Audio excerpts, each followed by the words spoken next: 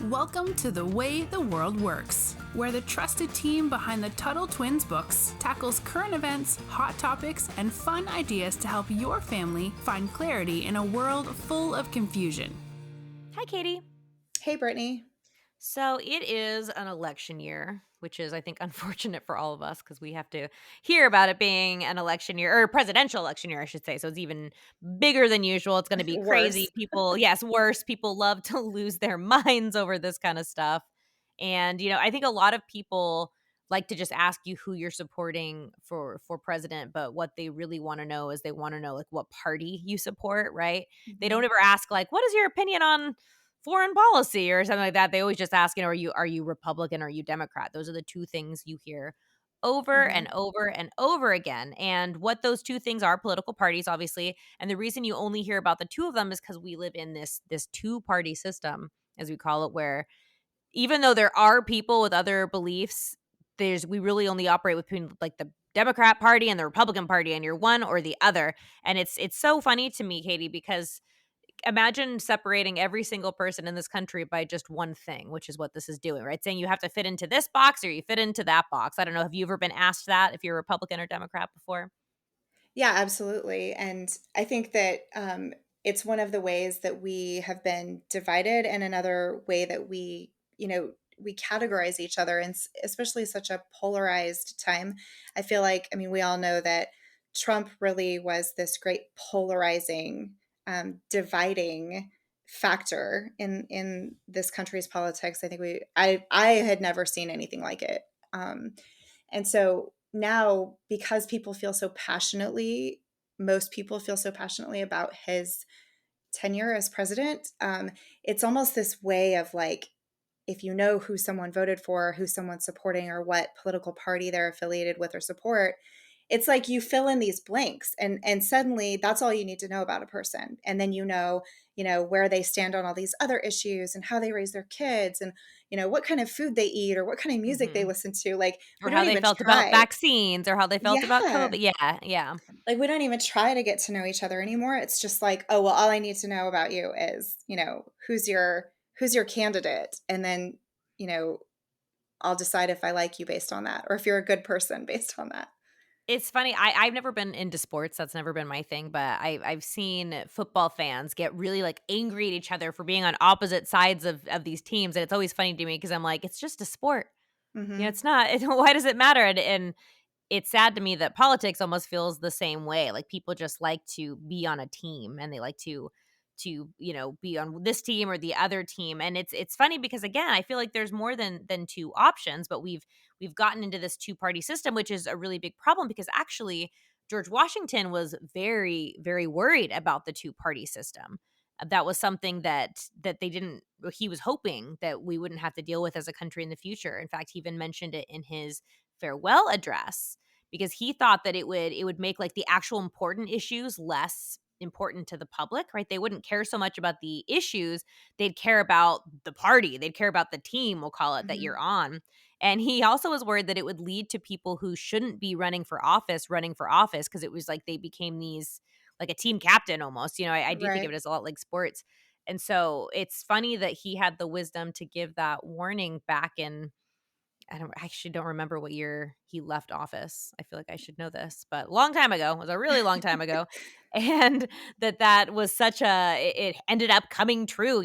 What he said was I wish we would have listened to it more. And there was also I think this fear of his that it would make people too powerful, make the government too powerful because once you get somebody to believe in your team or to, well, yeah, believe in your team, then you get them to kind of hand over all their trust to you. Because, like you said, Katie, they don't have to get anything to know anything more about you. It just Hmm. becomes, oh, well, you're on team red, you're on team blue. Okay, make my decisions for me. And it's scary to me, and because it does make politics more of a almost like a wrestling match, not even like a sports game.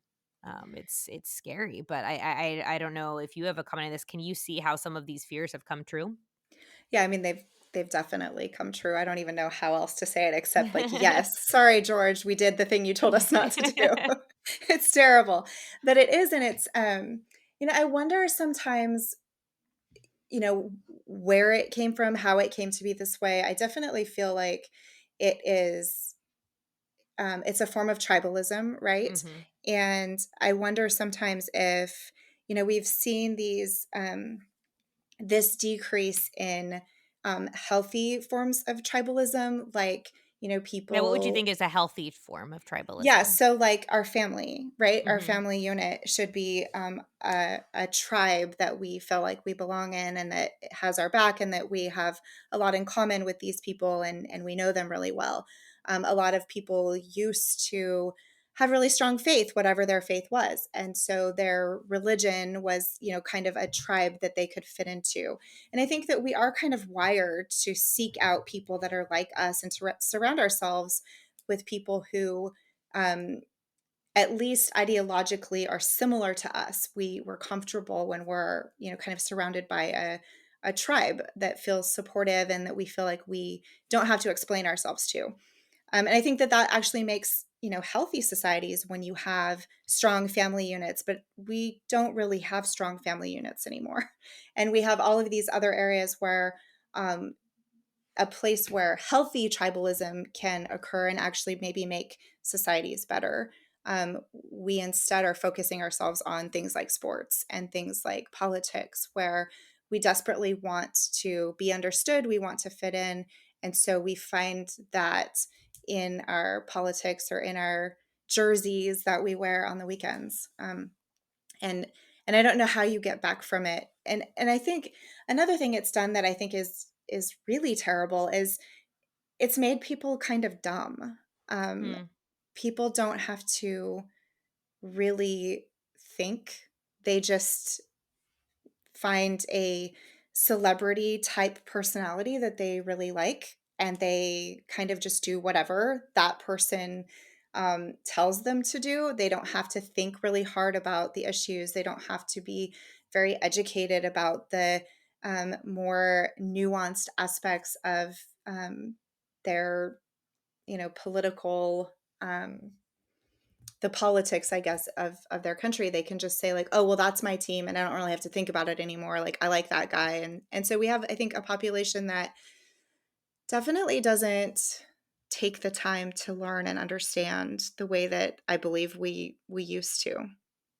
Yeah, that's what's so scary. But I think you're exactly right. Where it's almost like they pawn the responsibility of actually having to Hmm. learn anything Right. off because you just, in fact, for some of our listeners, your kids, you have not voted yet, but there's actually you don't even have to look at each candidate or each policy you're voting on. They have a what is it called? Where you just click the Right. Republican. What is that called? There's a Exactly. word for that, and I don't know what it is. But literally, you could literally just go in there and say, "Nope, I'm just going to vote for all the Republicans. Nope, I'm just going to vote for all the Democrats." And you don't even have to go in there and look at everything. Hmm. Or sometimes there'll be people sitting outside the polling places, and they'll hand you sample ballots. So these will be people who are Yes. volunteering for the Republican or the Democrat Party, and they'll hand you sample ballots that basically just tell you what to vote for or who to vote for to make sure you're doing everything the party is supporting. And it's just such a weird it's you're right, it's such a weird way for a country of people who we like to feel educated, to just do what other people say.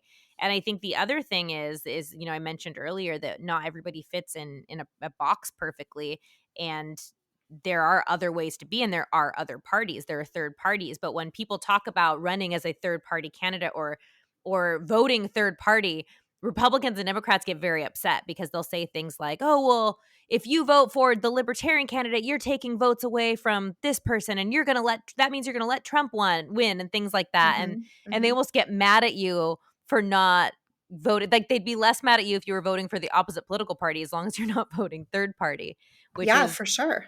isn't it so silly? It's just so funny, and there's so many third parties. I don't know the exact number, but I know obviously there's a libertarian party, which is different because there's libertarians with like small L, people who identify as being libertarian, and those sometimes those people can be there's I've even met leftist libertarians who are the Yeah. Democratic Party, and they're civil libertarians, and then there's Republicans. Like I became a libertarian when I was still a Republican or Hmm. conservative. So there's that, but then there's the Libertarian Party, which is a little bit different. So that's a third party.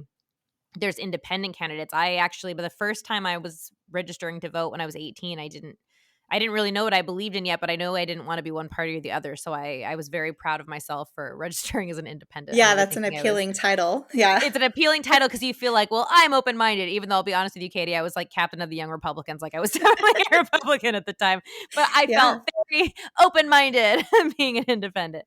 There's like the I Green know. Party. What other parties are there? I think there's actually a socialist party, isn't there?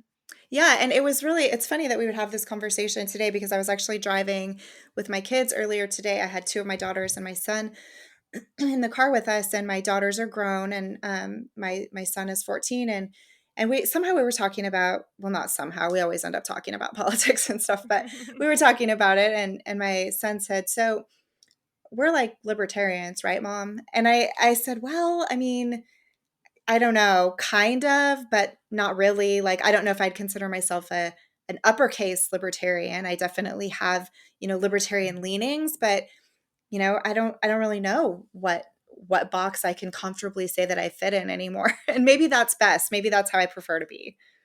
It's funny you bring that up. I felt that way. I feel like I'm actually feeling more and more like that the older I get. Yes. It's Same. like I feel Yeah. like I don't know where I belong, I know. and I'm kind of okay with that. I always just tell people when they're like, what are your political beliefs? I'm like, oh, I'm a Brittany, like I'm a me. I don't know. I don't know that No, there's but any that's word true. to I feel describe like it. you're right. Maybe with our, both of us, I think we're close to the same age, but maybe that is some of the wisdom that comes with getting older, where maybe we really have actually broken out of the two-party way of thinking. Like maybe we're not trying to break out of it. Maybe when you feel like the answer to that question is, I don't really know that I fit anywhere. I'm just me, and I'm going to like take the ideas and the things that are most important to me, and I'm going to, do my voting based on those things. Or Like, live those things, yeah, like maybe not even maybe we've voting. Yeah. arrived. Maybe we made it. Like, doing things that like being an entrepreneur, if that's something that, is important to you, you're doing that. And then as, we talk about on this show a lot, like being an entrepreneur, you're creating value for other people and you're doing, this and this and that. So yeah, it's almost Mhm. like I'd rather live how I believe than vote for it. Though I do vote sometimes. I don't know if Connor would, well, no, Yeah. because Connor, I think, I don't know. I'm not going to speak for him. I know a lot of libertarians don't like voting. Some of them do. Mhm. Well, It's and a that's whole the thing. thing though, even within the Libertarian Party, people are different. They don't, some Hmm. people do want to vote, and some people are really loud about, you have to vote for the libertarian candidate. This is how we win. And then other people are like, well, no, because I still don't think that voting is the right way to do things. So how could we possibly stamp an R or a D or even an L on ourselves and say, oh, everything that I believe is encompassed within this platform's, statement or their mission or whatever. Like that doesn't work. It doesn't even work within parties. We're too different. Do you think there will ever be a third party candidate who's able to win? Uh, I feel like I people are guess, people are starting to see things are pretty messed up, I feel, yeah, I but agree I with don't know if that. they're there yet. I think that people definitely know that something is wrong, and people are definitely not happy with the two-party system. So maybe, like maybe. And then there's the other side of it where I think that, we talked about Dr. Paul in earlier, and I think about him, and um, so I think it's kind of a twofold question. Could a third party candidate win? Yes, I believe they could. Would a third party candidate be allowed to win? I don't know about that. Like, I think that they're both the Republicans or Democrats.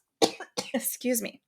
I think that both the Republicans and the Democrats can be united in wanting to keep a third party candidate from ever actually competing in a fair race or winning. So that's another aspect of it, I think.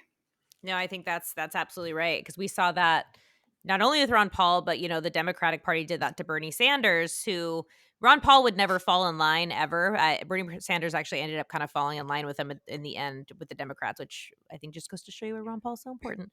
But Right. and there's a lot of, even if you don't agree with them, I've said this before. I really like, just as a person, Robert F. Kennedy, who's running. We don't agree on a lot of things, but I like that. I like that he's daring to run independent. I like people who shake things up. That's what I should say. I admire candidates who shake things up. So yeah.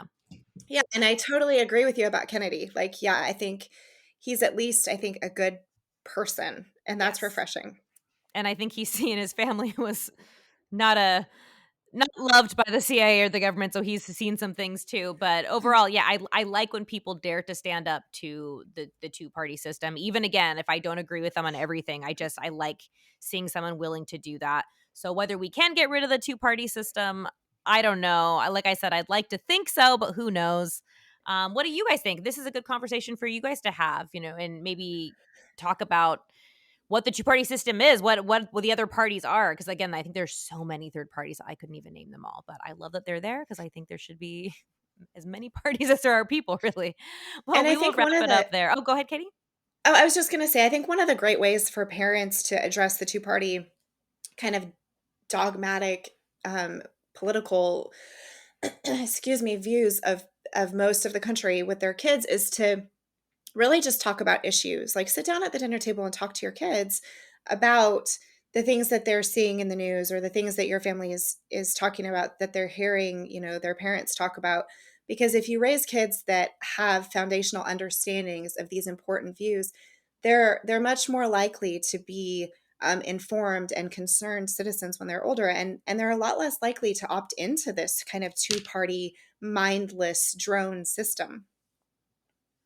Yeah, I think that's great. And again, I like hearing that because as somebody, I was a teacher and I have a million nieces and nephews and I'm around kids a lot, but I am not a parent. So I like hearing your perspective on that. That's really interesting. But we will leave it there, guys. We will wrap it up. Don't forget to like and subscribe to the podcast and share with your friends. And until next time, we will talk to you later.